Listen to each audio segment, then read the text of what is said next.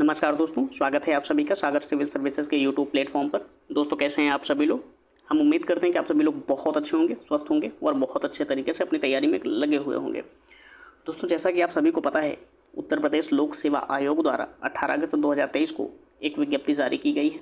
उस विज्ञप्ति में यह बताया गया है कि समीक्षा अधिकारी और सहायक समीक्षा अधिकारी का जो नोटिफिकेशन है, जिसका आपको इतने दिनों से इंतज़ार था, अक्टूबर के प्रथम सप्ताह में देखने को मिल सकता है।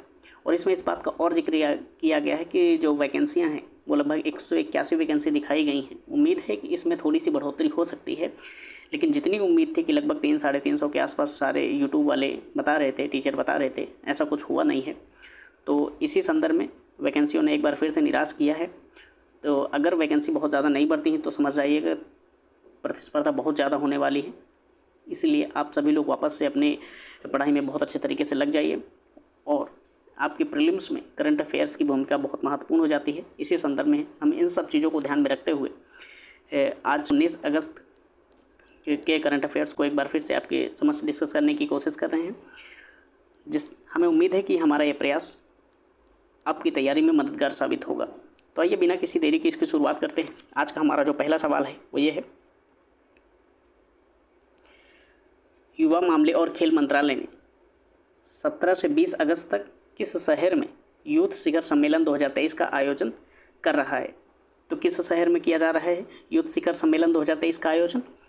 तो आपके ऑप्शंस ये हैं, वाराणसी, नई दिल्ली, भुवनेश्वर और अहमदाबाद। बताइए आपका सही जवाब क्या है। दरअसल इसका जो सही जवाब है वो है वाराणसी। युवा मामले और खेल मंत्रालय ने 17 से 20 अगस्त तक उत्तर प्रदेश के वाराणसी में यूथ 20 समिट 2023 का आयोजन कर रहा है। इसमें G20 देशों, अतिथि देशों और अंतर्राष्ट्रीय संगठनों के 100 से अधिक प्रतिनिधि यूथ 20 में 5 चिन्हित विषयों पर चर्चा करेंगे। ठीक है, अगला सवाल देख लेते हैं। आज का हमारा दूसरा सवाल जो है वो ये है, किस राज्य सरकार ने अन्नपूर्णा फूड पैकेज योजना, कौन सी योजना है, अन्नपूर्णा फूड पैकेट योजना शुरू की है, जिसका उद्देश्य हर महीने 10.4 मिलियन से अधिक परिवारों को मुफ्त में भोजन पैकेट वितरित करना है। बहुत अच्छी योजना है। तो आप बताइए किस राज्य सरकार ने ऐसा किया है। आपके ऑप्शंस ये हैं, उत्तर प्रदेश, गुजरात, राजस्थान, महाराष्ट्र। बताइए आपका सही जवाब क्या है। दरअसल अन्नपूर्णा फूड पैकेट योजना जो है वो राजस्थान सरकार के द्वारा चलाई गई है, राजस्थान सरकार के द्वारा। इसके बारे में थोड़ी और जानकारी देख लेते हैं। राजस्थान के मुख्यमंत्री अशोक गहलोत, आपको एक बात और ध्यान रखनी है कि राजस्थान के मुख्यमंत्री इस समय कौन है, श्री अशोक गहलोत जी हैं, और ने राज्य सरकार की अन्नपूर्णा खाद्य पैकेट योजना, आपको ध्यान रखना है ये राज्य सरकार की योजना है, राज्य सरकार की। ठीक है, अन्नपूर्णा खाद्य पैकेट योजना शुरू की है, जिसका उद्देश्य हर महीने 10.4 मिलियन से अधिक परिवारों को मुफ्त में भोजन पैकेट वितरित करना है। यह योजना 19,000 करोड़ के मुद्रास्फीति राहत पैकेज का हिस्सा है। ठीक है, किसका हिस्सा है, मुद्रास्फीति राहत पैकेज का हिस्सा है, जिसकी घोषणा मुख्यमंत्री ने फरवरी 2023-24 में राज्य के बजट के दौरान जनता को बढ़ती कीमतों से राहत देने के लिए किया था। ठीक है, आइए अगला सवाल देख लेते हैं। आज का हमारा अगला सवाल जो है वो ये है, कितने भारतीय युवाओं को international young eco hero award, कौन सा अवार्ड है, इंटरनेशनल यंग हीरो मतलब इको हीरो अवार्ड 2023 के लिए नामित किया गया है। आपके ऑप्शंस क्या हैं, 2, 3, 4, 5। बताइए इसका सही जवाब क्या है।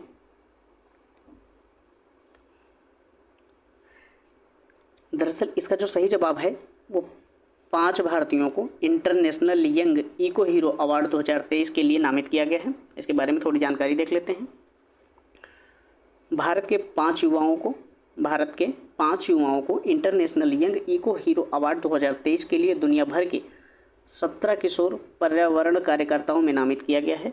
इन युवाओं ने दुनिया की सबसे गंभीर पर्यावरणीय चुनौतियों से निपटने की पहल की है।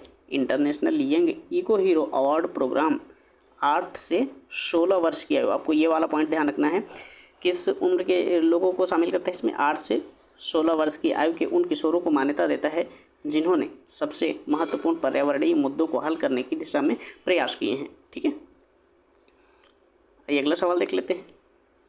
आज का हमारा जो अगला सवाल है वो ये है, भारतीय रिजर्व बैंक ने बैंकों में जमा अनक्लेम्ड डिपॉजिट्स, क्या अनक्लेम्ड डिपॉजिट्स का पता लगाने के लिए कौन सा पोर्टल लॉन्च किया है? तो आपके ऑप्शंस क्या हैं? उद्गम पोर्टल, सहज पोर्टल, मदद पोर्टल और विश्वास पोर्टल। बताइए। इसका जो सही जवाब है, अनक्लेम्ड डिपॉजिट का पता लगाने के लिए आरबीआई द्वारा जो पोर्टल लॉन्च किया गया है वो कौन सा है? वो उद्गम पोर्टल है। ध्यान रखिएगा, उद्गम पोर्टल। ठीक है, आज के बारे में थोड़ी जानकारी देख लेते हैं। भारतीय रिजर्व बैंक ने बैंकों में जमा अनक्लेम्ड डिपॉजिट का पता लगाने के लिए उद्गम नामक एक सेंट्रलाइज्ड वेब पोर्टल लॉन्च किया है, जिसकी मदद से कोई भी आम व्यक्ति बैंकों में जमा अनक्लेम्ड डिपॉजिट का पता लगा सकते हैं। आरबीआई ने बताया कि अभी हाल ही में 7 बैंकों में जमा अनक्लेम्ड डिपॉजिट की जानकारी पोर्टल पर मौजूद है। ध्यान रखिएगा। ठीक है, इस पोर्टल को किसने लॉन्च किया है? आपसे सवाल इस तरह से भी पूछा जा सकता है। तो किसने लॉन्च किया है? भारतीय रिजर्व बैंक ने। किस चीज़ के लिए लॉन्च किया गया है? तो आपको ये ध्यान रखना है, अनक्लेम्ड डिपॉजिट का पता लगाने के लिए। ठीक है, 3 तरीके से सवाल इसमें बन सकता है। अगला सवाल देख लेते हैं। आज का हमारा जो अगला सवाल है वो ये है, किस भारतीय धाविका को डोपिंग के चलते 4 साल के लिए बैन किया गया है? किस भारतीय धाविका को डोपिंग के चलते 4 साल के लिए स्पोर्ट्स में बैन किया गया है? आपके ऑप्शन क्या है? हिमा दास, अन्नू रानी, द्युति चंद, दीपिका सिन्हा। किसको बैन किया गया है? दरअसल इनमें द्युति चंद भारतीय धाविका द्युति चंद पर दिसंबर 2022 में चयनात्मक एंड्रोजन रिसेप्टर मॉड्यूलर के लिए प्रतियोगिता से बाहर 2 डोप परीक्षणों में विफल रहने के कारण 4 साल का प्रतिबंध लगा दिया गया है। 29 वर्षीय द्युति चंद पर यह प्रतिबंध 3 जनवरी 2023 से प्रभावी होगा और 3 जनवरी 2027 तक चलेगा। डोपिंग रोधी अनुशासन पैनल ADDP ने यह निर्णय लिया है। ठीक है, किसको बैन किया गया है? आपको ध्यान रखना है, द्युति चंद को। ठीक है, अगला सवाल देख लेते हैं। आज का हमारा जो अगला सवाल है वो भारत के पहले 3D printed post office building का उद्घाटन किस शहर में किया गया है? तो बताइए किस शहर में किया गया है? आपके ऑप्शंस ये हैं, बेंगलुरु, नई दिल्ली, मुंबई और कोलकाता। बताइए आपका सही जवाब क्या है? दरअसल भारत के पहले 3D printed post office building का जो उद्घाटन किया गया है वो कहाँ पे किया गया है? वो किया गया है बेंगलुरु में किया गया है। केंद्रीय रेल संचार और IT मंत्री अश्विनी वैष्णव ने बेंगलुरु में भारत के पहले 3D printed post office building का उद्घाटन किया है। बेंगलुरु में पोस्ट ऑफिस बिल्डिंग में IIT मद्रास और L&T की तकनीकी जानकारी के साथ 3D प्रिंटिंग टेक्नोलॉजी का इस्तेमाल किया गया है। ठीक है, आइए अगला सवाल देखते हैं। आज का हमारा अगला सवाल ये है, अंडर 20 विश्व चैंपियनशिप में स्वर्ण पदक जीतने वाले चौथे भारतीय कौन बने हैं? सवाल एक बार फिर से सुन लेते हैं।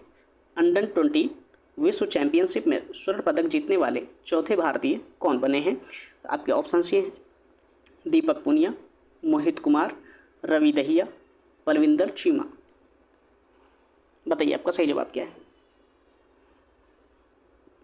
दरअसल अंडर 20 विश्व चैंपियनशिप में स्वर्ण पदक जीतने वाले चौथे भारतीय मोहित कुमार बने हैं। ध्यान रखिएगा, मोहित कुमार बने हैं। भारतीय रेसलर मोहित कुमार ने इतिहास रचते हुए जॉर्डन के अम्मान सिटी में पुरुषों की 61 किलोग्राम फ्री स्टाइल वर्ग में अंडर 20 विश्व चैंपियनशिप का खिताब अपने नाम कर लिया है। मोहित ने फाइनल में रूस के एल्डोर अखमादिनोव को हराया है।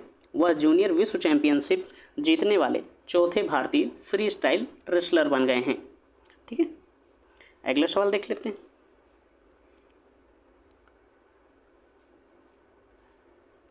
भारत के मुख्य न्यायाधीश DY चंद्रचूड़ ने कितनी नई अतिरिक्त अदालतों के साथ सुप्रीम कोर्ट का विस्तार करने की योजना की घोषणा की है?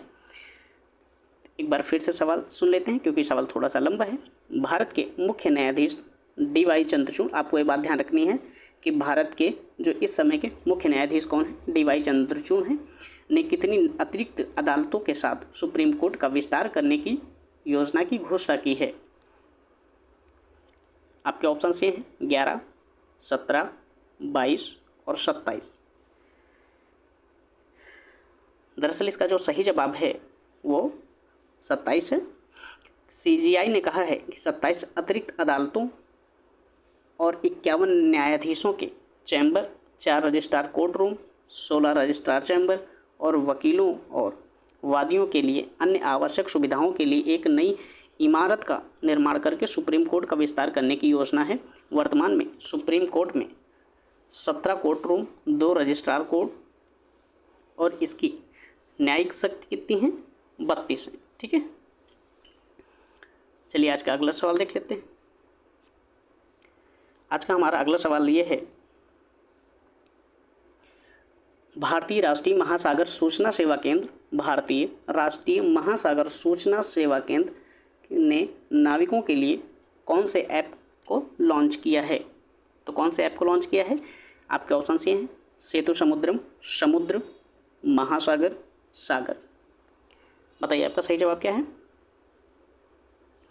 दरअसल भारतीय राष्ट्रीय महासागर सूचना सेवा केंद्र ने नाविकों के लिए समुद्र नामक ऐप लॉन्च किया है। आइए इसके बारे में थोड़ी जानकारी देख लेते हैं। भारतीय राष्ट्रीय महासागर सूचना सेवा केंद्र इनकॉइस ने नाविकों और मछली पकड़ने वाले समुदायों के लिए समुद्र नामक एक नया मोबाइल एप्लीकेशन लॉन्च किया है। यह एक अत्याधुनिक ऐप है जो उपयोगकर्ताओं को उनकी सुरक्षा और मछली पकड़ने के संचालन में समुद्री क्षेत्र में नेविगेट करने में मदद करता है। भारतीय राष्ट्रीय महासागर सूचना सेवा केंद्र को 1999 में पृथ्वी विज्ञान मंत्रालय के तहत एक स्वायत्त निकाय के रूप में स्थापित किया गया था। आपको ये वाला पॉइंट ध्यान रखना है। भारतीय राष्ट्रीय महासागर सूचना सेवा केंद्र को कब स्थापित किया गया है? पहली बात तो 1999 में स्थापित किया है। दूसरा, किस मंत्रालय के तहत स्थापित किया गया है? तो पृथ्वी विज्ञान मंत्रालय के तहत इसे स्थापित किया गया है। ठीक है, अगला सवाल देख लेते हैं।